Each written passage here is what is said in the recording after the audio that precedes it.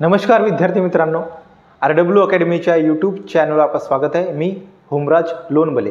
तर विद्यार्थी मित्रांनो, आजच्या व्हिडिओमध्ये आपण जालना पोलीस सिपाई हा जो पेपर झालेला होता त्या पेपरमध्ये बुद्धिमत्ता आणि गणित याचे जे प्रश्न आलेले होते त्या संपूर्ण प्रश्नाचा विश्लेषण करणार आहोत। ठीक आहे, चला तर विद्यार्थी मित्रांनो बघा, आपण वेळ न घालवता प्रश्नाकडे वळू आणि पाहू की काय काय प्रश्न आलेले होते आणि आपण कशा प्रकारे त्यांना एकदम कमी वेळात कशा प्रकारे आन्सर काढू शकलो असतो याच्याबद्दल संपूर्ण माहिती पाहूया। बघा, तर विद्यार्थी मित्रांनो, पहिला प्रश्न असा होता, बघा काय आहे तर 105 गुणिला 95 हा प्रश्न होता। 105 गुणिला 95 म्हणजे किती असा काय करणार विद्यार्थी मित्रांनो, बघा तर 95 गुणिला 100 प्लस 5 करतो। याचा अर्थ असा की आधी मी काय करतो, 95चा 100 वेळा गुणाकार करतो आणि मला 105 वेळा करायचं होतं, तर मी काय करेन मग पुन्हा 5 वेळा करून त्याला त्याच्यामध्ये प्लस करायचं। बघा आता बघा, 95 गुणिले 100 करायचं आहे तर काही गुणाकार करायची गरज नाही। काय करायचं आहे, 95च्या समोर 2 शून्य लावून घ्या। 95च्या समोर किती, 95च्या समोर 2 शून्य लावायचे म्हणजे तुमचा किती वेळा गुणाकार झाला, तर 100 वेळा गुणाकार झालेला आहे। आता 95 गुणिले आपण 100 केलेला आहे, पण आपल्याला काय करायचं होता की 95 गुणिले 105 करायचं होतं, म्हणजे 5 वेळा बाकी राहिलं ना, मग मी पुन्हा 5 वेळा करतो। बघा 5 × 25 5 हातचे 2, 5 × 9 45 आणि 2 47। आता याची बेरीज करून घ्या, चला 5 7 9 9 99 75 ऑप्शनमध्ये आहे की आहे का, 99 75 हा तुमचा उत्तर असेल। ठीक आहे, अशा प्रकारे तुम्ही गुणाकार लवकरात लवकर करू शकता। ठीक आहे, चला त्याच्यानंतरचा प्रश्न बघा, दोन संख्यांचा गुणाकार 15 आहे, त्या प्रत्येक संख्येची 3 पट करून गुणाकार केल्यास उत्तर काय आहे। बघा दोन संख्या आहेत, आपल्याला माहित नाही, समजा आपण म्हणू शकतो की एक ए संख्या आहे आणि एक बी संख्या आहे, यांचा गुणाकार किती आहे म्हणते, तर 15 आहे। किती आहे, 15 आहे, बरोबर। ए एक संख्या आहे, एक बी संख्या आहे, याचा गुणाकार किती आहे, 15 आहे। मग याला 3 पट केलेला आहे म्हणजे 3a × 3b बरोबर काय होईल, तर 15। बघा बरोबर काय होईल, तर बघा किती पट झालेला आहे, 3 त्रिक 9 पट झालेला आहे। मग आपल्याला काय करावं लागेल, गुणिला 9 करावं लागेल।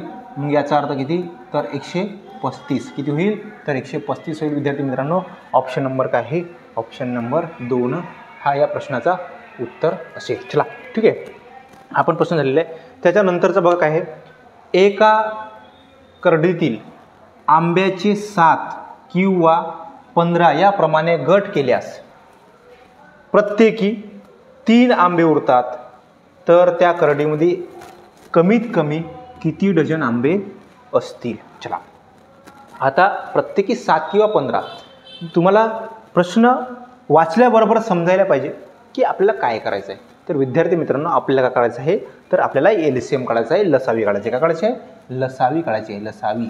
चला, आणि लसावी काढायची आहे, एक संख्या आहे 7, दुसरी आहे 15 आणि तुम्हाला माहीत असेल की जर अभाज्य संख्या दिली असेल तर आपल्याला लसावी काढायचं असल्यास डायरेक्ट आपण काय करतो, गुणाकार करतो। मग 7 आणि 15ची लसावी किती होणार, तर 7 आणि 15ची लसावी याचा गुणाकार होणार 15 7 105। आता असं आहे विद्यार्थी मित्रांनो, जर करडीतील आंब्याचे झाड 7 किंवा 5, करडीमध्ये 105 जरी झाडं असतील तर एकही उरणार नाही। तुम्ही 7चे गट पाडा किंवा 5चे गट पाडा, एकही उरणार नाही। पण आपल्याला 3 उरले पाहिजे असा प्रश्न म्हणत आहे। किती उरले पाहिजे, 3 उरले पाहिजे, म्हणजे 105 पेक्षा किती आगाऊ असायला पाहिजे, 3 आगाऊ असायला पाहिजे। मग याच्यामध्ये 3 प्लस करा। जर 108 झाडं जर त्या करडीमध्ये असतील, 108 झाडं जर करडीमध्ये असतील तर तुमच्या 7-7चे गट पाडल्या तर 115 आंब्याचे झाडं तुम्ही लावू शकता किंवा 100 आंबे झाडं होतील आणि 3 उरतील, किंवा 15चे गट पाडल्या तरी पण 105 पर्यंत तुम्ही त्याचे गट पडतील आणि 3 उरतील, म्हणजे किती असायला पाहिजे, तर 108 असायला पाहिजे। आन्सर कुठे गेला, हां चला म्हटलं आहे, तर किती डझन म्हणत आहे, किती डझन आंब्याचे झाडं असतील, म्हणजे आता 108 होते झाडं, मग 108चे डझन किती, तर 12 झाडांचा 1 डझन, तर याचे किती, तर 12 9 108 म्हणजे किती, 12 9 108, तर 9 डझन असायला पाहिजे। चला ठीक आहे, 3 प्रश्न झालेले आहेत। चला नवीन प्रश्नाकडे वळू। नवीन प्रश्न काय बघा, हां काय आहे, प्रतिभाजवळ 1940 सफरचंदे होती, तिने एका पेटीत 36 याप्रमाणे 20 पेट्यात सफरचंदे भरून विकली व 72 सफरचंदे नासली म्हणजे खराब झाली म्हणून टाकून दिली तर तिच्याजवळ एकूण किती सफरचंद उरली असं म्हणायचं आहे. ठीक आहे, चला. तर मग हा प्रश्न सोडवायचा आपल्याला. काय करणार विद्यार्थी मित्रांनो बघा. तर तिच्याजवळ किती होते, तर 1940 सफरचंद होते. ठीक आहे. त्याच्यानंतर बघा तिनं काय केलेलं आहे, 36 सफरचंद 36 प्रत्येकी 36 असे 20 पेट्यामध्ये भरले तर किती होणार, 36 गुणिले 2 करा, 72च्या समोर शून्य लिहा म्हणजे 720 तिनं एक पेट्यामध्ये भरले असेल. ठीक आहे. मग 720 पेट्यामध्ये भरले आणि किती खराब झालेले आहेत, तर 72 खराब झालेले आहेत. म्हणजे आपण म्हणू शकतो 720 मध्ये जर आपण 72 जर आपण याच्यामध्ये ॲड केलं तर 2 9 792 अशा प्रकारे 792 आपण काय केले भरलेले आणि खराब झालेले असे एकूण 792 झालेले आहेत आपल्याकडे. म्हणजे तिच्याकडे किती एकूण होते, 1940 होते. आता एवढे सफरचंद गेले म्हणजे 1940 मायनस 792 जर गेले तुम्ही तर बघा 10तून 2 गेले 8, हातचा 1, 14तून 10 गेले 4, हातचा 1 आणि याच्यातून एक किती 9 मधून 1 8 1. ठीक आहे, 1 1148 किती उरतील तिच्याकडे, 1148 तिच्याकडे उरायला पाहिजे. ऑप्शन नंबर 3 तुमच्या प्रश्नाचा उत्तर असेल. ठीक आहे, चला. त्याच्यानंतरचा प्रश्न बघा किती आहे, 1148. चला. त्याच्यानंतरचा प्रश्न बघा की 3 कामगारांची एका आठवड्याची मजुरी किती आहे, तर 840 आहे. किती, 840. 3 कामगारांची एका आठवड्याची म्हणजे किती दिवसाची, 7 दिवसाची मजुरी आहे 840 बरोबर. तर एका कामगाराची 5 दिवसाची मजुरी किती असा प्रश्न आहे. आता बघा किती कामगार आहेत, 3 आणि त्यांची किती आहे मजुरी, तर एकूण आहे 840. मग आपण म्हणू शकतो की प्रत्येक कामगाराची मजुरी किती, त्यासाठी आपल्याला काय करावं लागेल, तर भागीला 3 करावं लागेल. ठीक आहे. मग भागीला 3 केलं तर काटपीट करा. चला, 3 दुने 6 किती उरले, 2 उरले, 3 8 24 म्हणजे एका कामगाराची मजुरी किती असेल आठवड्याची, 280 असेल. मग एका कामगाराची एका आठवड्याची मजुरी 280 असेल, पण आपल्याला म्हटलं आहे प्रश्नामध्ये एका कामगाराची 5 दिवसाची मजुरी किती, मग 7 दिवसाची मजुरी किती आहे, 7 दिवसाची 280 आहे. 7 दिवसाची 280 तर मग 5 दिवसाची किती, तर काढा 5 दिवसाची किती, एक स्थिरपा गुणाकार करा, 280 गुणिला 5 भागीला 7 काटपीट करू, 7 1 7 728 किती, 728 आणि 40 गुणिला 5 म्हणजे किती, तर 200 किती 200. अशा प्रकारे त्या मजुराची एका मजुराची 5 दिवसाची मजुरी किती असायला पाहिजे, तर 200 असायला पाहिजे. ठीक आहे. चला बघा आपण काय केलं, आधी सगळ्यांची मिळून 3 मजुरांची मिळून किती होती, तर 840 होती. त्याला डिवाइड केलं तिघांमध्ये, मग तिघांमध्ये डिवाइड केलं तर त्याचा आन्सर किती आला, एकाला किती आले, तर 280. मग एकाला 7 दिवसाचे 280 आले तर एकाला 5 दिवसाचे किती, तर मग आपण काढलं तर किती आले, हे 200. अशा प्रकारे त्या प्रश्नाचं उत्तर आहे. चला.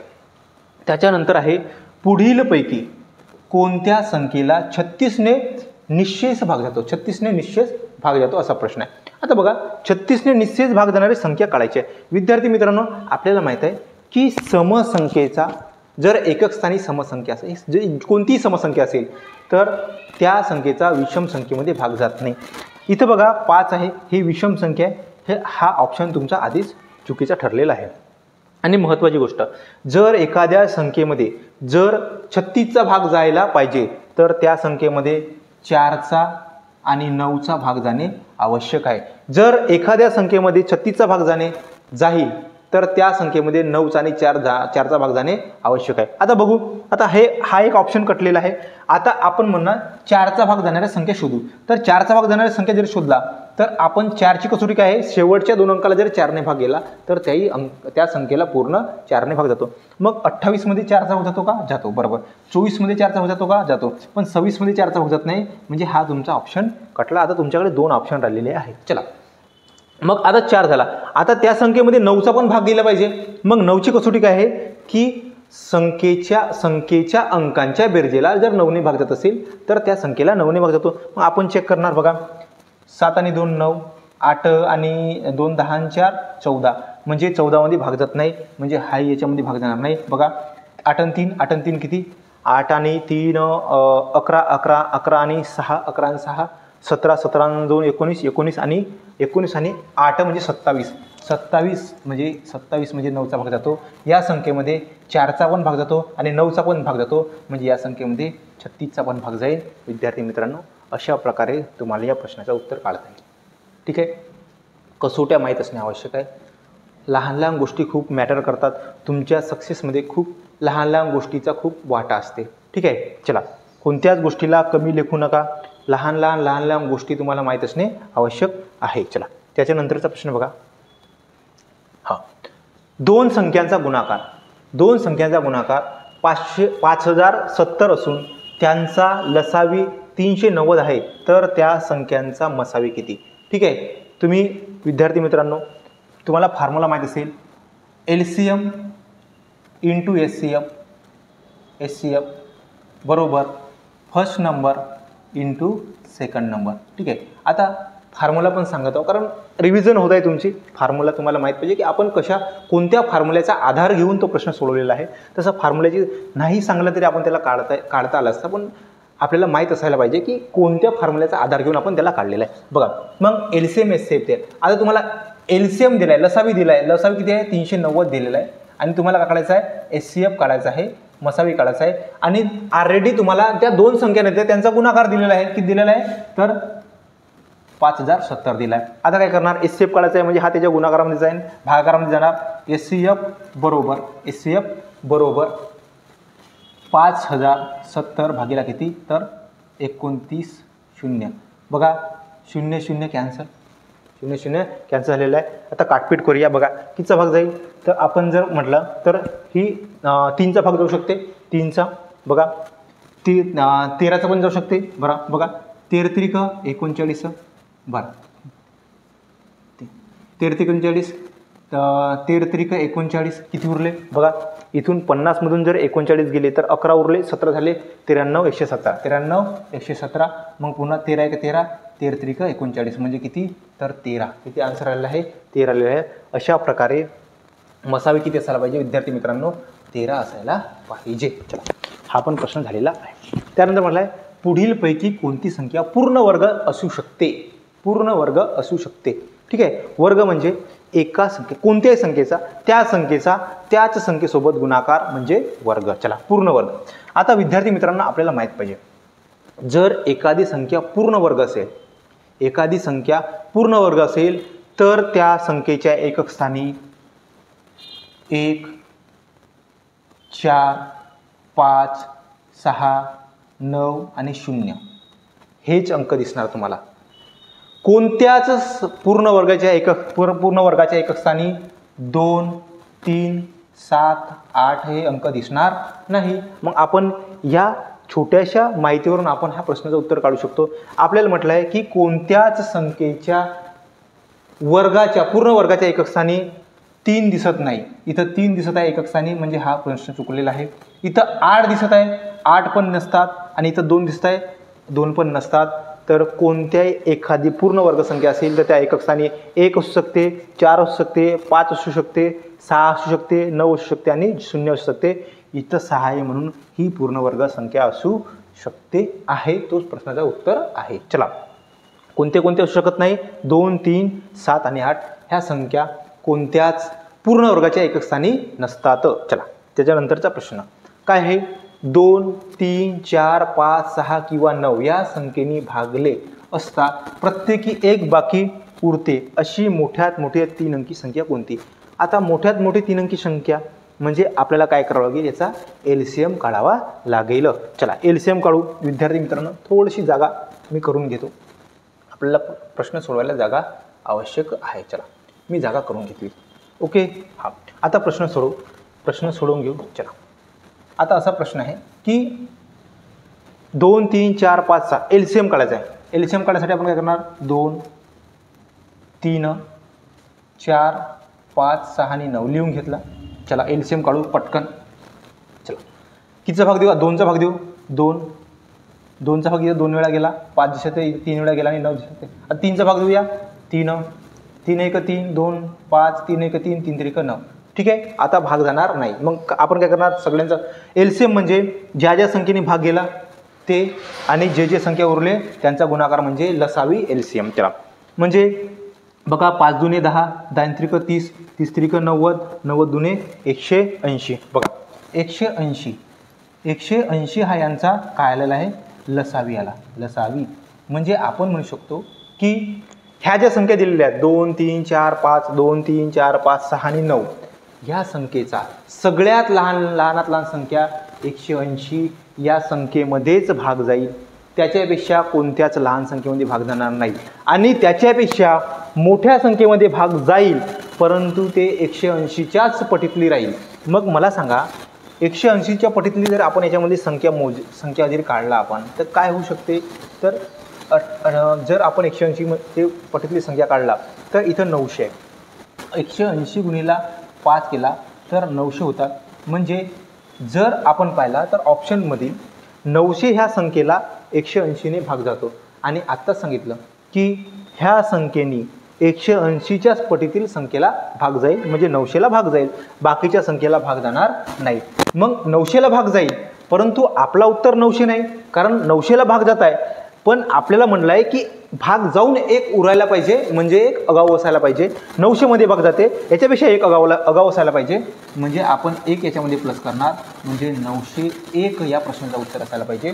900मध्ये सर्व संख्येचा भाग जाईल आणि एक उरेल.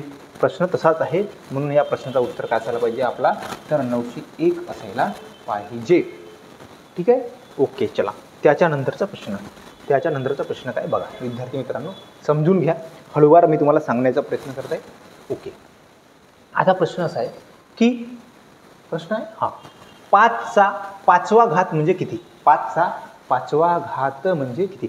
5चा 5वा घात म्हणजे असा की 5चा पॉवर 5, 5चा पॉवर 5 म्हणजे किती. याचा अर्थ काय होते, जर एखाद्या संख्येच्या वर पॉवर दिला असेल त्याचा अर्थ काय होते की त्या संख्येचा स्वतःसोबतच त्याच संख्येसोबत तेवढे वेळा गुणाकार. म्हणजे 5चा 5 सोबत किती वेळा गुणाकार, 5 वेळा.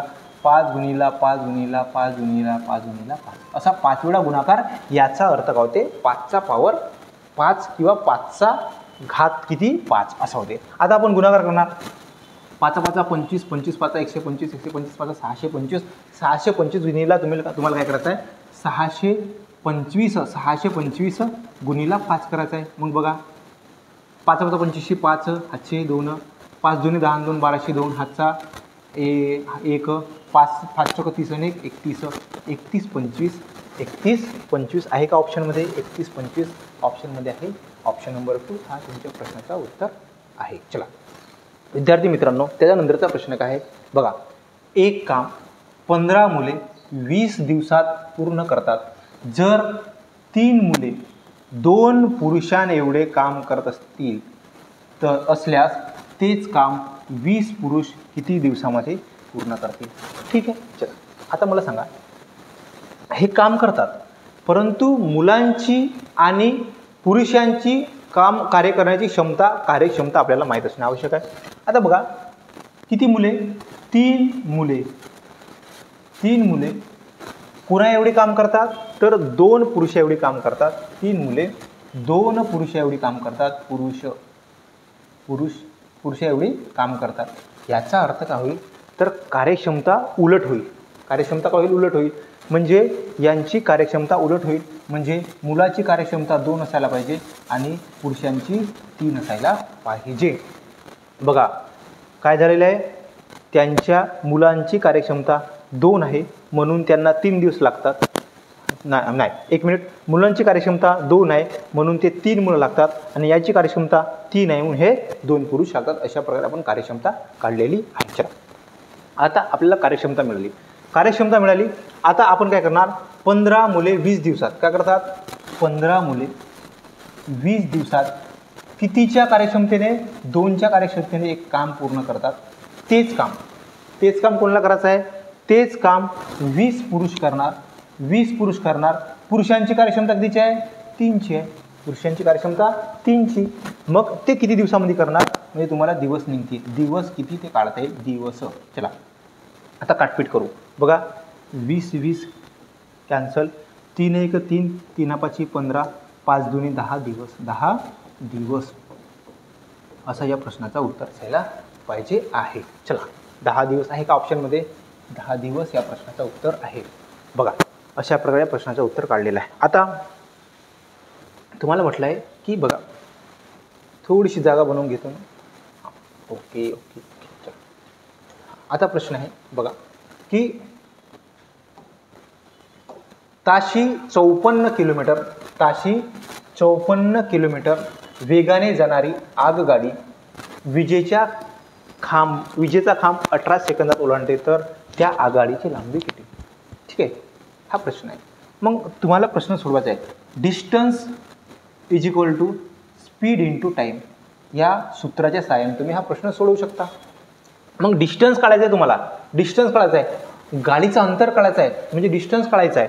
आणि तुम्हाला काय दिलेलं आहे? स्पीड दिलेली आहे. स्पीड किती आहे? स्पीड दिलेली आहे तुम्हाला 54 किलोमीटर प्रति तास, बरोबर. आणि टाईम दिलेला आहे 18 सेकंद. पण विद्यार्थी मित्रांनो, टाईम तुम्हाला सेकंदमध्ये दिलेला आहे आणि तुम्हाला स्पीड दिलेली आहे किलोमीटर तासामध्ये दिलेली आहे. युनिट समान असणे आवश्यक आहे. युनिट समान आहे का? नाही. जर टाईम सेकंदमध्ये आहे तर स्पीड कशामध्ये असायला पाहिजे? मीटर सेकंदमध्ये असायला पाहिजे. पण याच्यामध्ये इथं कशामध्ये आहे? तर इथं किलोमीटर प्रति तासमध्ये आहे. मग याला आपल्याला काय करायचं आहे? मीटर सेकंदमध्ये बदलवायचं आहे. त्यासाठी आपण काय करणार? तर 5/18 गुणिले 5/18 करणार, म्हणजे काय होईल? स्पीड चेंज होऊन जाईल. आता काढूया बघा काय झालं. 18 कॅन्सल. आता 54 गुणिले 5 करायचं आहे, म्हणजे 5 20 0 हाचे 2 5 25 आणि 2 27 किती मीटर? 270 मीटर ते गाडीची काय असेल? लांबी असेल 270 मीटर. ठीक आहे, या पण प्रश्नाचं उत्तर आपण काढलेलं आहे. चला त्याच्यानंतरचा प्रश्न बघा. हां ओके चला. हां बघा काय म्हणलं आहे? 12 मिनिटाचे 36 सेकंदाशी गुणोत्तर काय? 12 मिनिट आणि किती? 36 सेकंद. विद्यार्थी मित्रांनो, जर आपल्याला एखाद्या गोष्टीचा गुणोत्तर काढायचा आहे तर युनिट समान पाहिजे. पण बघा इथं काय आहे? मिनिट आहे, इथं सेकंद आहे. मग युनिट समान आहे का? नाही. मग आपल्याला युनिट समान करावं लागेल. मग युनिट समान करायचं आहे, मग सेकंद याला सेकंदमध्ये चेंज करा. मग 1 मिनिटाचे 60 सेकंद, मग 12 मिनिटाचे गुणिले 60 करा आणि हे किती आहे? 36. चला काटपीट करूया. 12 × 12, 12 × 36, बरोबर. 3 × 1 3, 3 100 म्हणजे 3 60. 20:1 ऑप्शनमध्ये आहे का? 20:1. तर काय गुणोत्तर असेल? 20:1 असेल ह्या प्रश्नाचं उत्तर. चला आता बघा, रमेश व सुरेश यांच्या भांडवलाचे गुणोत्तर, रमेश आणि सुरेशच्या भांडवलाचे गुणोत्तर किती आहे? तर 4:5 आहे. व मुदतीचे गुणोत्तर आहे किती आहे? 3:4 आहे. तर त्यांच्या नफ्याचे गुणोत्तर किती? चला तर विद्यार्थी मित्रांनो बघा काय होते. भांडवलाचे गुणोत्तर, भांडवल गुणिला मुदत बरोबर काय होते? तर नफा होते. भांडवल गुणिला मुदत बरोबर काय होते? नफा होते. मग आपण काय करणार? रमेशचं भांडवल किती आहे? 4 आणि रमेशची मुदत किती आहे? 3. म्हणजे याचा गुणाकार होणार 4×12 होईल. 4×12 होईल 12 होईल. कोण? रमेशचा किती होईल? 12. त्यानंतर बघा सुरेशचा भांडवलाचा रेशो किती आहे? 5 आणि याचा रेशो किती आहे? 4. म्हणजे 5/20 होणार, म्हणजे 20 रेशो. ठीक आहे, रमेश हा कोण आहे? सुरेश. चला सुरेश. ओके, आता रेशो काढायचा. काटपीट करूया बघा कितीचा भाग जाईल. 4×12 आणि 4×5 20. 3:4. त्यांच्या नफ्याचा गुणोत्तर किती होईल? 3:4 होणार. ऑप्शनमध्ये आहे का? 3 नाही, 3:5 होणार. किती रेशो? 3:5. हां, 4×12 4×5 20. 3:5 त्यांच्या नफ्याचा गुणोत्तर असायला पाहिजे. नफा बघा इथं भांडवल गुणिला मुदत बरोबर काय होते? तर नफ्याचा रेशो होते, नफा होते. त्याच्यानंतर बघा काय म्हटलंय. आई व तिच्या मुलाच्या वयाची बेरीज 44 आहे. काय आहे? तिच्या वयाची गुणोत्तर, तिची वयाची बेरीज काय? 44 आहे. 8 वर्षानंतर त्यांच्या वयाचे गुणोत्तर 2:1 होईल तर आईचे आजचे वय किती? बरोबर. आता मला सांगा, आपल्याला काय करायला? गुणोत्तर दिलेलं आहे आपल्याला 8 वर्षानंतरचा, वय दिलेलं आहे तुम्हाला आत्ताची. मग आपल्याला 8 वर्षानंतरची वय काढायचं आहे. तर काय करणार? मी दोघांच्या वयामध्ये 44 आत्ताची आहे. जर आपल्याला 8 वर्षानंतर जायचं आहे तर मुलाचे 8 वर्ष आणि आईचे 8 वर्ष असे 16 वर्ष याच्यामध्ये मी प्लस करणार. म्हणजे 4 वर्षानंतर त्या दोघांच्या वयाची बेरीज 60 असायला पाहिजे. 4 वर्षानंतर त्या दोघांच्या वयाची बेरीज किती असायला पाहिजे? 60 असायला पाहिजे. आणि ह्या 4 वर्षानंतरचा गुणोत्तर किती दिला आहे? 1:2. बरोबर की नाही? आणि 4 वर्षानंतर त्यांच्या वयाची बेरीज किती असायला पाहिजे? 60 असायला पाहिजे. मग 60 वय आहे बेरीज आणि त्यांचा रेशो 2:1 आहे. म्हणजे 3 म्हणजे 60, तर 1 म्हणजे 20, तर 2 म्हणजे 40 असायला पाहिजे आणि 1 म्हणजे 20 असायला पाहिजे. कधी? 8 वर्षानंतर त्यांची वय 40 आणि 20 असायला पाहिजे. पण आपल्याला काय विचारलं आहे? आपल्याला विचारलं आहे की आईचे आजचे वय विचारलं आहे. आईचे आजचे वय विचारलं आहे. 8 वर्षानंतर आईचे वय किती होणार आहे? 40. मग आजचे वय काढायचं आहे तर आपण त्याच्यामधून 8 वर्ष मायनस करणार. म्हणून 40मधून 8 वर्ष मायनस करा तर किती होणार? 32 वर्ष आत्ता आईचे वय असायला पाहिजे. हा तुमच्या प्रश्नाचा उत्तर आहे. 32 वर्ष. आईचे आजचे वय किती आहे? 32 वर्ष. ठीक आहे. चला त्याच्यानंतरचा प्रश्न. चला विद्यार्थी मित्रांनो, त्यानंतर प्रश्न काय आहे बघा.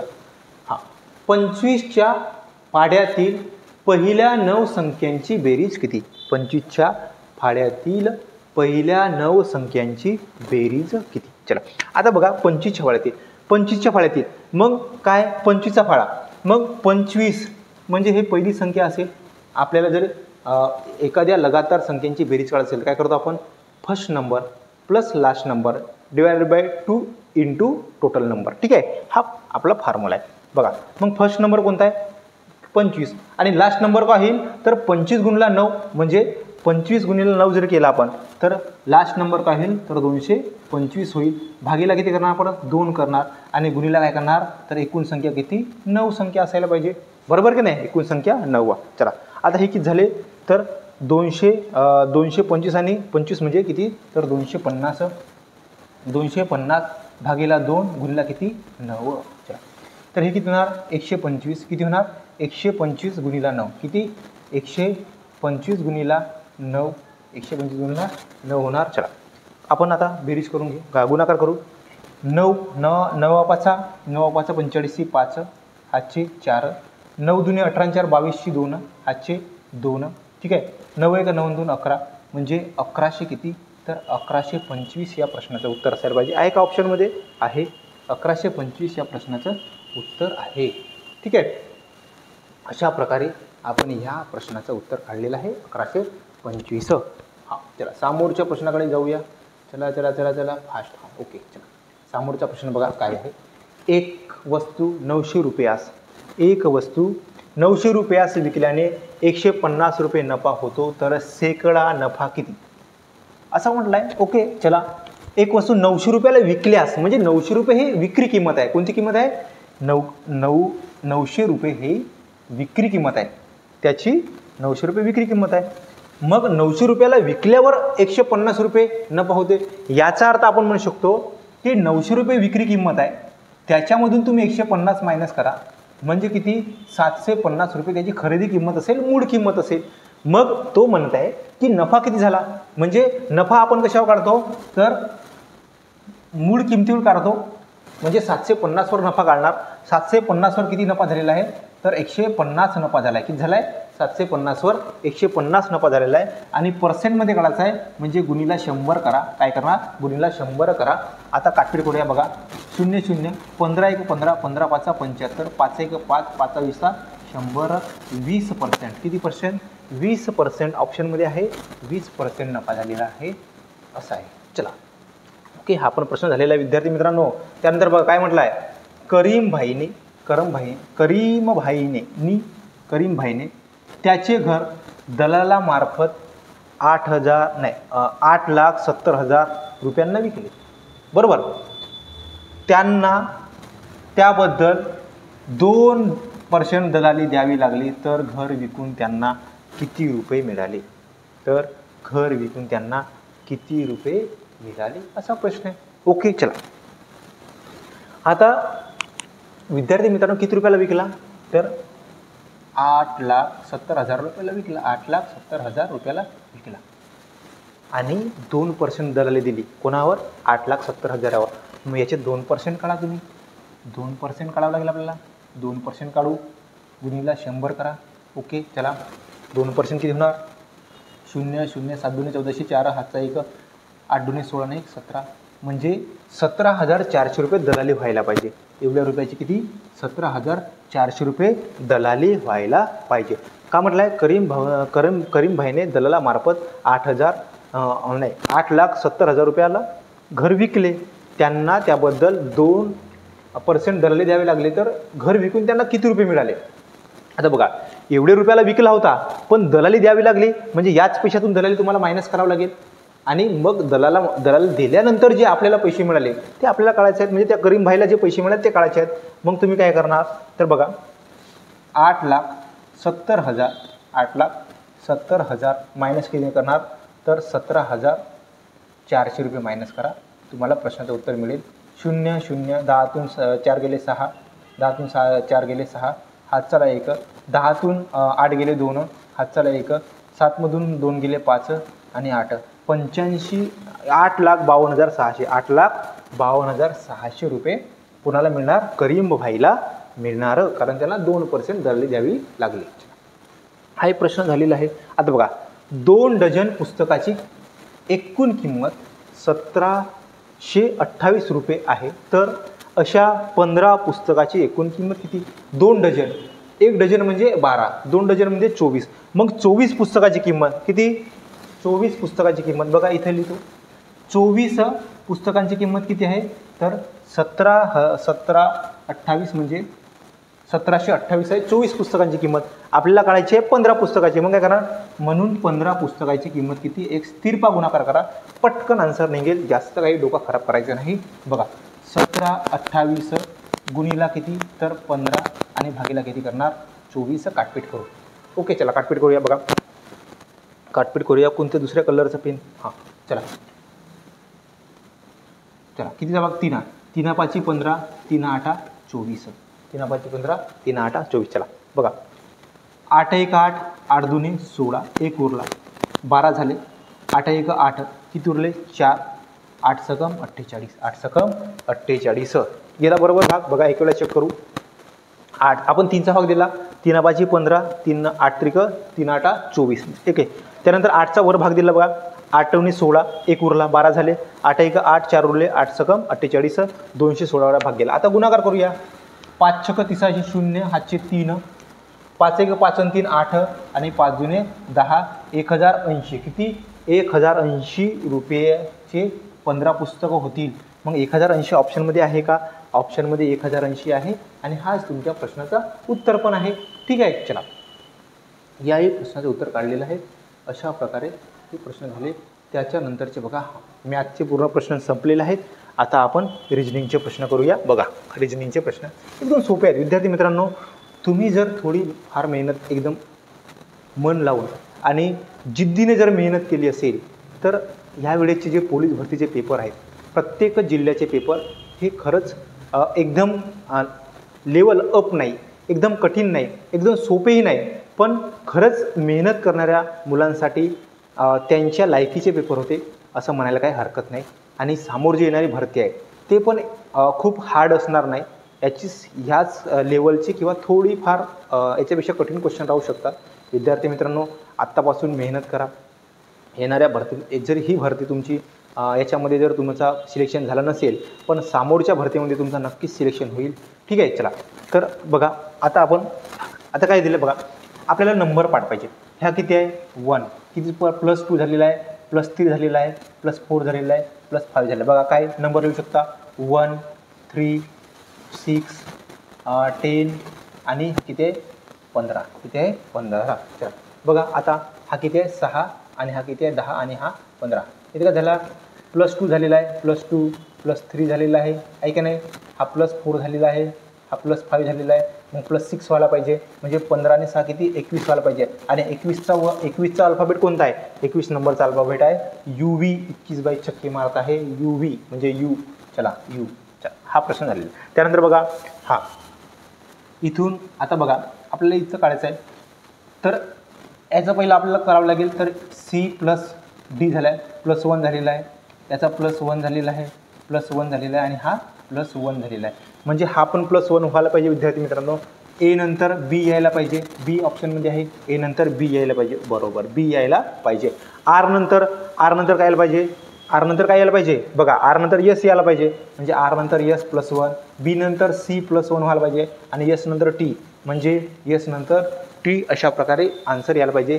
BSCT, BSCT कुठे आहे, BSCT, BSCT ह्या प्रश्नाचं उत्तर आहे BSCT. चला ओके चला BSCT. हा सोपे प्रश्न आहेत बघा. एकच अल्फाबेट सिरीजमधले हे खूप सारे क्वेश्चन तुम्हाला, अल्फाबेट सिरीज आहे, ऑड मॅन आउट आहे, हे तुम्हाला करायचं आहे. अल्फाबेट सिरीजमधले ऑड मॅन आउट आहे, अल्फाबेट सिरीज आहे, सांकेतिक भाषा आहे, याच्यावरले प्रश्न 4-5 प्रत्येक एक्झाममध्ये आपल्याला पाहायला मिळतात. चला तर म्हणून तुम्हाला त्याचे नंबर पाठ असणे आवश्यक आहे. चला त्यानंतर बघा काय झालेलं आहे, हा 16 आहे आणि हा 13 आहे.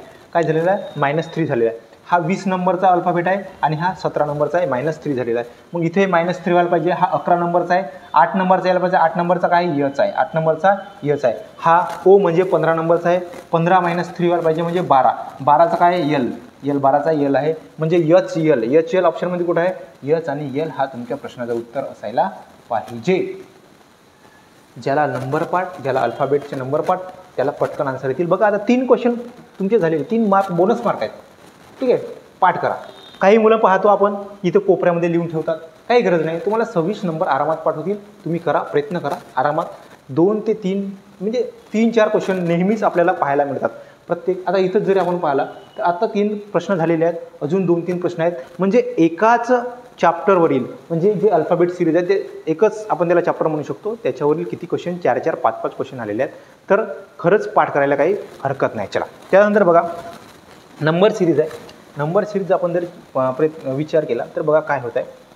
काय होत आहे बघा, +6 झालेलं आहे. समोर बघूया, +6 झालेलं आहे, म्हणजे +6 व्हायला पाहिजे. 42 आणि 6, 42 आणि 6 48 व्हायला पाहिजे. किती व्हायला पाहिजे, 48 व्हायला पाहिजे. आता इथं काय होतं बघा, इथं -6 होत आहे बघा. 75 - 6 69, 69 - 6 63, 63 - 6, 63 - 6 हा किती व्हायला पाहिजे, 57 व्हायला पाहिजे. किती व्हायला पाहिजे, 57 व्हायला पाहिजे. किती व्हायला पाहिजे, 57. मग 48 57 असा ऑप्शन कुठं आहे, तर 48 57 काय झालेलं आहे पहिल्या वेळेस, बघा पहिल्या वेळेस +6 झालेला आहे, मग -6 झालेला आहे. अशा प्रकारे 48 57 या प्रश्नाचं उत्तर आहे. चला समोरचा प्रश्न बघूया. बघा हा पण बघा नंबर सिरीज, हे अल्फाबेट सिरीज, एवढे प्रश्न आहेत तुम्हाला, खूप छान प्रश्न आहेत, करू शकता. बघा काय म्हणलं आहे, प्रश्नातील गटातनं बसणारा अंक कोणता, प्रश्नातील गटातनं बसणारा अंक कोणता. आता बघा इथं 7 आहे, इथं 9 आहे, इथं 11 आहे आणि 13 आहे. विद्यार्थी मित्रांनो बघा, 7 ही मूळ संख्या आहे, 11 ही मूळ संख्या आहे, 13 ही मूळ संख्या आहे. मूळ संख्या ज्या संख्येमध्ये फक्त 1चा किंवा त्याच संख्येचा भाग जातो अशा संख्या म्हणजे मूळ संख्या. बघा 7 मूळ संख्या, ही मूळ संख्या, ही मूळ संख्या आहे, ही मूळ संख्या नाही, म्हणजे गटातनं बसणारा अंक असेल तुमचा 9 या प्रश्नाचं उत्तर असायला पाहिजे. आता म्हणलं आहे संख्या मालिकेतील चुकीचे पद ओळखा. चुकीचे पद ओळखायचं आहे आपल्याला. आता बघा चुकीचे पद ओळखायचं आहे कोणते आहेत, याच्यामधला फरक कितीचा आहे, 3चा. याच्यामधला फरक कितीचा आहे, तर 5चा आहे. याच्यामधला फरक कितीचा आहे, तर 4चा आहे. याच्यामधला फरक कितीचा आहे विद्यार्थी मित्रांनो, तर 6चा आहे. याच्यामधला फरक कितीचा आहे, 7चा आहे. जर याचा विचार केला आपण तर +1 होत आहे. का होत आहे, +1 होत आहे.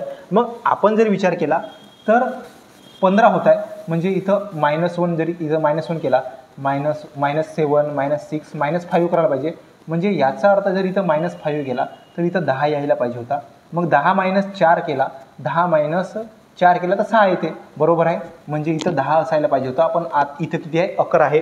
याचा अर्थ गटातनं बसणारा किंवा चुकीचा कोणता आहे, तर चुकीचा आहे 11. चुकीचा आहे 11. जागी किती असायला पाहिजे होता, 10 असायला पाहिजे होता. चला आता सांकेतिक भाषा. एका सांकेतिक लिपीमध्ये BANK ला काय म्हणतात, तर YZMP असं म्हणतात. तर GOLD. विद्यार्थी मित्रांनो तुम्हाला जर अल्फाबेट पाठ असतील तर पाहिल्याबरोबर आन्सर येईल. बघा काय झालेलं आहे, boy A to Z, man Kanpur. म्हणजे याचा अर्थ अपोजिट नंबर दिले आहेत. काय दिले आहेत, अपोजिट नंबर. एचा अपोजिट नंबर Z, एचा ऑपोजिट नंबर झेड, बीचा ऑपोजिट नंबर वाय, एनचा ऑपोजिट नंबर एम, केचा ऑपोजिट नंबर पी दिलेला आहे. मग यांचा ऑपोजिट नंबर यायला पाहिजे. जीचा ऑपोजिट नंबर कोणता आहे? GST म्हणजे टी. ठीक आहे. ओचा ऑपोजिट नंबर काय आहे? लव, यल. एलचा ऑपोजिट काय आहे? ओ. आणि डीचा ऑपोजिट दारूवाला म्हणजे DW. TLOW, TLOW, TLOW या प्रश्नाचं उत्तर असेल. बघा 4 प्रश्न एका अल्फाबेट सिरीजमधून तुम्हाला आलेले आहेत. त्याच्यानंतरचा प्रश्न बघा. त्याच्यानंतरचा प्रश्न काय आहे? हां, खालीलपैकी गटात न बसणारा शब्द ओळखा. काय म्हटलंय? खालीलपैकी गटात न बसणारा शब्द ओळखा. आता आपण जर पाहिला तर पारा हा काय आहे? तर पारा हा धातू आहे, चांदी धातू आहे, जस्त धातू आहे, तांबे धातू आहे. सगळे धातू आहेत. पण महत्त्वाची गोष्ट आहे चांदी, जस्त आणि तांबे हे सॉलिड असतात, हे स्थायू रूपामध्ये असतात. पण पारा जो आहे हा लिक्विड रूपामध्ये असते, द्रव रूपामध्ये असते. म्हणून काय आहे? तर पारा हा गटात न बसणारा शब्द आहे. आता म्हटलंय डॉक्टर, दवाखाना. डॉक्टरचा संबंध जसा दवाखान्यासोबत आहे तर वकिलाचा कोणासोबत असेल? बघा डॉक्टर कुठं असते? दवाखान्यामध्ये. वकील कुठं असणार विद्यार्थी मित्रांनो? वकील कायद्यासोबत ना. कायद्यात असणार का? कार्यालयात असणार का? न्यायाधीश नाही, न्यायालयामध्ये असणार. कुठं असणार? न्यायालयामध्ये असणार. डॉक्टर दवाखान्यात असते, वकील कुठं असते? न्यायालयामध्ये असते. म्हणून त्याचं उत्तर काय असणार? न्यायालय. त्यानंतर मला आहे शब्द कालानुक्रमाने लावल्यास मधोमध येणारा शब्द कोणता? आता म्हटलं शब्द कालानुक्रम. कालानुक्रम म्हणजे सेकंद. पहिलं काय असणार? सेकंद असणार. काय असणार? सेकंद. बरोबर. सेकंदानंतर सेकंदाचा काय होते? मिनिट. सेकंदाचा काय होते? मिनिट. मिनिटाचा काय होते? तास. बरोबर. तासानंतर काय होईल? दिवस. दिवसानंतर काय येईल? महिना. महिना. चला तर असा लिहून घेतला ना, सेकंद, मिनिट, तास, दिवस, महिना. मग आपल्याला म्हटलंय मधोमध कोण येईल? तर मधोमध काय आलेला आहे? तास आलेला आहे. ऑप्शन नंबर काय आहे? तास, तास, तास, तास, हा तास. ऑप्शन नंबर 1 तास या प्रश्नाचा उत्तर आहे. ओके. म्हणजे हे जे रिझनिंगचे प्रश्न आहेत हे तुम्हाला बोनस मार्क आहेत, तुम्हाला नोकरी देणारे मार्क आहेत, वर्दी देणारे मार्क आहेत विद्यार्थी मित्रांनो. त्याच्यामध्ये मॅथची जर भर असली तर खूपच छान आहे. मॅथ एकदमही कठीण नाही आणि एकदम सोपा नाही, पण तुम्ही जर प्रयत्न केले तर खरंच तुम्हाला मॅथ येण्यासारखा होता. ठीक आहे. चला त्याच्यानंतरचा प्रश्न. हां, त्याच्यानंतरचा प्रश्न आहे बघा. खालीलपैकी योग्य पर्याय निवडा. आता आपल्याला काय करायचं आहे? हे तुम्हाला दिलेलं आहे देश, समाज, व्यक्ती, कुटुंब, खंड असं दिलेलं आहे आणि ते म्हणजे लहानपासून मोठ्यापर्यंत तुम्हाला लावलेले दिसत आहेत. आता बघा काय असते? व्यक्ती. पहिले काय असणार? व्यक्ती असणार. व्यक्ती. बरोबर. व्यक्तीपासून काय बनते? तर व्यक्तीपासून काय बनणार? व्यक्तीपासून कुटुंब बनणार. बरोबर. कुटुंब बनणार. व्यक्तीपासून कुटुंब.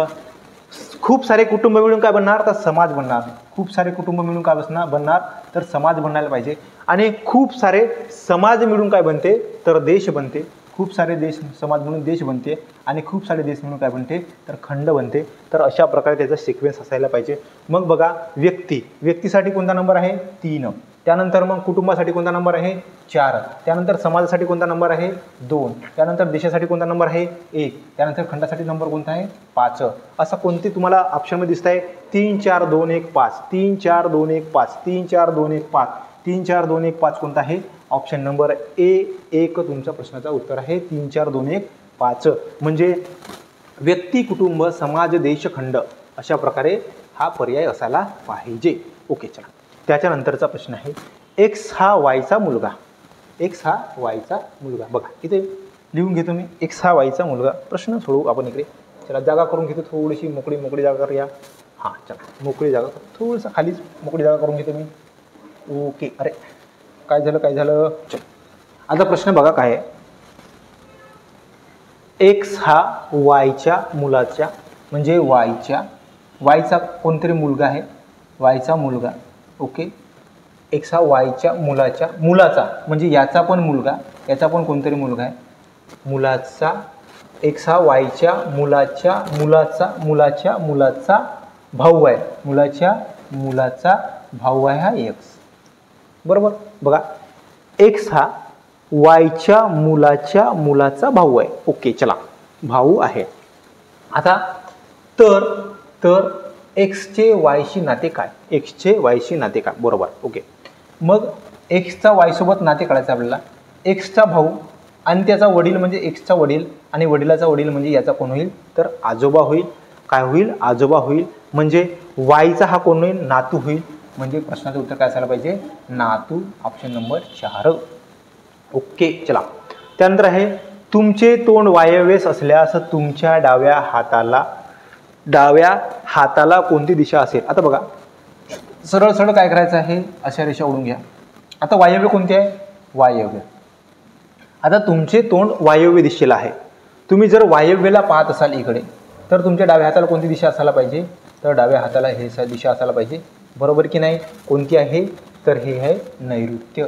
नैऋत्य असायला पाहिजे. कोणती नैऋत्य असायला पाहिजे. विद्यार्थी मित्रांनो ऑप्शनमध्ये आहे का तुमच्या डाव्या हाताला नैऋत्य दिशा असायला पाहिजे. कारण तुम्ही कोणाकडे पाहता तुमचे तोंड कोणाकडे आहे वायव्येकडे आहे. वायव्येकडे ठीक आहे. इकडे तोंड होता तर हे तुमची डावी दिशा ते तुमची उजवी दिशा. चला हे आपण प्रश्नाचं उत्तर झालेलं आहे. आता बघा शेवटचे काही प्रश्न राहिलेले आहेत. बघा सायंकाळी 6 वाजता अमोल हा ग्रामपंचायतीत बसला होता. त्याच्या उजव्या बाजूच्या भिंतीतील खिडकीतून प्रकाश किरणे आत येत होती तर अमोलचे तोंड कुणाकडे. इमॅजिन करा. याला डायग्राम काढायची गरज नाही. इमॅजिन करायचं आहे. बघा आता मला सांगा विद्यार्थी मित्रांनो सायंकाळची वेळ होती. सूर्य कोणाकडे असेल पश्चिमेकडे. मग सूर्य पश्चिमेकडे असेल. सूर्य जर पश्चिमेकडे असतील तर येणारे किरण पण पश्चिमेकडूनच येत असतील आणि पश्चिमेकडून येत असतील उजव्या हाताला खिडकीतून येत आहेत. म्हणजे ते खिडकी पश्चिम दिशेला असणे आवश्यक आहे. पूर्वेला जरी असेल तर पश्चिमेकडले किरण पूर्वेकडून असे फिरून येणार का नाही. मग ते खिडकी कोणाकडे असायला पाहिजे पश्चिम दिशेला असायला पाहिजे. खिडकी पश्चिम दिशेला असायला पाहिजे आणि कोणाच्या उजव्या बाजूला असायला पाहिजे तर कोणाच्या अमोलच्या उजव्या बाजूला असायला पाहिजे. खिडकी अमोलच्या उजव्या बाजूला होती आणि पश्चिमेला होती. याचा अर्थ अमोलचा हात उजवा हात पश्चिमेला असायला पाहिजे. मग अमोलचा उजवा हात पश्चिमेला असायला पाहिजे. विद्यार्थी मित्रांनो तो इमॅजिन करा. त्याचा तोंड कोणाकडे असायला पाहिजे तर त्याचा तोंड दक्षिणेला असायला पाहिजे. या प्रश्नाचं उत्तर आहे दक्षिण. काय करणार इथं डायग्राम काढायची गरज नाही. इमॅजिन करायचं आहे. स्वतःला ठेवा अमोलच्या जागेवर स्वतःला ठेवा. अमोलच्या जागेवर स्वतःला ठेवा. इमॅजिन करा की कोणाची सकाळची वेळ असेल तर किरणे कोणाकडे पडतात पश्चिमेला. बरोबर. सावली कोणाकडे पडतात पश्चिमेला. म्हणजे इकडून किरण येणार. संध्याकाळची वेळ सांगतात कोणाकडे पश्चिमेकडून किरण येणार. मग पश्चिमेकडून किरण येत होते कारण खिडकीतून आत येत होते. याचा अर्थ खिडकी पश्चिमेला असायला पाहिजे. मग खिडकी पश्चिमेला होती. त्याचा उजवा हात पण पश्चिमेला होता कारण त्याच्या उजव्या हाताला खिडकी होती. मग तो कोणाकडे पाहिजे तर दक्षिणेला पाहिजे. हा या प्रश्नाचं उत्तर आहे. इमॅजिन करायचं आहे. चला क्रिकेटच्या एका संघातील 11 खेळाडूंनी प्रत्येकाशी एकदा हस्त आंदोलन केले तर हस्त आंदोलन किती होतील. काय करायचं आहे 11 खेळाडू होते. 11 गुणिले 10 करा आणि भागीला 2 करा. 2 पंचे 10 11 वाचा 55 किती होतील तर 11 वाचा 55 हस्त आंदोलन होतील. Option number 4. हा प्रश्न हस्त आंदोलनाला प्रश्न खूपदा प्रत्येक जिल्ह्याच्या पेपरमध्ये आपल्याला हस्त आंदोलनाला प्रश्न दिसत आहे. म्हणजे सामोरे येण्याचे खूप चान्सेस आहेत. आता बघ काय म्हटलंय वासराला काय म्हटलंय कोकरू म्हटलंय. कोकरूला रेकरू म्हटलं आहे आणि रेडकाला काय म्हटलंय रेडकू म्हटलंय. रेडकूला काय म्हटलंय शिंगरू म्हटलंय आणि शिंगरूला काय म्हटलंय तर कडू म्हटलं आहे. व कडूला पाडस म्हटले तर घोड्याच्या पिल्लाला काय म्हणतील. आता बघा घोड्याच्या पिल्लूला काय म्हणतात तर घोड्याच्या पिल्लूला शिंगरू म्हणतात. काय म्हणतात घोड्याच्या पिल्लूला. रिअलमध्ये घोड्याचं पिल्लू म्हणजे काय शिंगरू. पण याच्यामध्ये काय म्हटलंय शिंगरूला काय म्हटलंय करडू म्हटलंय. म्हणजे तुमच्या प्रश्नाचं उत्तर काय असायला पाहिजे करडू असायला पाहिजे. ठीक आहे. आपण प्रश्न झालेला आहे. मला वाटते रिझनिंग खूप सोपी होती याच्यामध्ये. ठीक आहे. बुद्धिमत्ता ही खूप सोपी होती आणि खरंच बोनस मार्क देणारी होती. ठीक आहे. चला त्याच्यानंतर बघा आता शेवटचे प्रश्न राहिले. शेवटचे 3 प्रश्न राहिलेले आहेत. चला बघा विद्यार्थी मित्रांनो काय म्हटलंय जर 5 म्हणजे बरं 5 6 म्हणजे 10 7 म्हणजे 15 8 म्हणजे 20 9 म्हणजे 25 10 म्हणजे किती. बघा 5 म्हणजे 5 ची किंमत 5 आहे. 6ची प्लस 5 झालेला आहे 7ची +5 झालेला आहे, 8ची +5 झालेला आहे, 9ची +5 झालेला आहे, हे 10ची +5 होईल म्हणजे 25 आणि 5 30 व्हायला पाहिजे. या प्रश्नाचं उत्तर 30. चला ओके ओके ओके. चला त्यानंतर बघा, एका सरळ रेषेतील एका सरळ रेषेत 1 मीटर अंतरावर काही खांब उभे आहेत. जर कोणत्याही सलग 7 खांबातील अंतर किती? विद्यार्थी मित्रांनो, 7 खांब असतील, जेवढे खांब असतील त्याच्यापेक्षा 1 कमी त्याचं अंतर असते.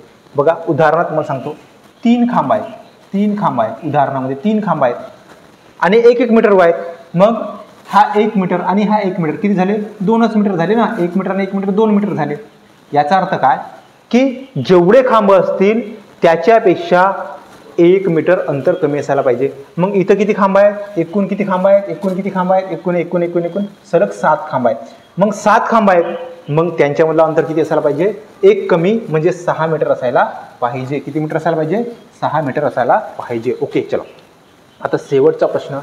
या शेवटच्या प्रश्नानंतर आपण या व्हिडिओचं समापन करणार आहोत. हा व्हिडिओ संपणार आहे. चला तर विद्यार्थी मित्रांनो, शेवटचा प्रश्न आहे, म्यान आणि तलवारचा संबंध जसा आहे तसाच खालच्या जे पर्याय दिले आहेत त्याच्यामधला संबंध कोणाचा आहे? बघा, कप आणि बशी. म्यानमध्ये काय असते? तलवार ही म्यानाच्या आत असते. कपाच्या आत बशी असते का? नाही. भाता म्हणजे जो ज्याच्यामध्ये बाण ठेवतात तो भाता, म्हणजे भाताच्या आतमध्ये बाण असतात. म्हणजे तुमच्या प्रश्नाचं उत्तर हा असायला पाहिजे. तरी पण आपण पुन्हा चेक करू. ठीक आहे. ढाल तलवार, ढालीच्या आतमध्ये तलवार असते का? नाही. म्हणजे हा तुमचा चुकीचा आहे. डोके शिरच्छेद, डोके आणि शिरच्छेद, डोक्याच्या आतमध्ये शिरच्छेद असते का? नाही. डोके कापणे म्हणजे शिरच्छेद करणे, म्हणजे हा पण नाही. अशा प्रकारे या प्रश्नाचं उत्तर काय आहे? भाता. ओके विद्यार्थी मित्रांनो, आपण हळूवार आणि सावकाश आणि एकदम आपल्या भाषेमध्ये आपण या प्रश्नाचे उत्तर तुम्हाला सांगितलेले आहेत. एकदम हळूवार आणि ज्या पद्धतीने सोप्या पद्धतीने तुम्हाला या प्रश्नाचे उत्तर सांगण्याचा प्रयत्न केलेला आहे. विद्यार्थी मित्रांनो, तुम्ही जर तुम्हाला जर व्हिडिओ आवडला असेल तर या व्हिडिओला लाईक करा आणि जास्तीत जास्त स्टुडंटपर्यंत शेअर करा. विद्यार्थी मित्रांनो, तुम्ही जर नवीन असाल आमच्या चॅनलवर तर चॅनलला सबस्क्राईब करा आणि आम्ही जे व्हिडिओ घेत असतो त्या व्हिडिओची नोटिफिकेशन लवकरात लवकर यावी तुमच्यापर्यंत, म्हणून बेल आयकनला क्लिक करा आणि असेच प्रतिसाद देत राहा. आपण तुमच्यासोबत नेहमी जुळून राहणार आहोत. येणाऱ्या ज्या काही भरत्या आहेत, पोलीस भरती झाला, GD आहे, अग्निवीर आहे किंवा अजून सरळ सेवा आहेत, त्या सर्व एक्झामसाठी आपण व्हिडिओच्या माध्यमातून तुम्हाला मदत करत राहू. ठीक आहे, चला भेटू पुढच्या व्हिडिओमध्ये. धन्यवाद विद्यार्थी मित्रांनो.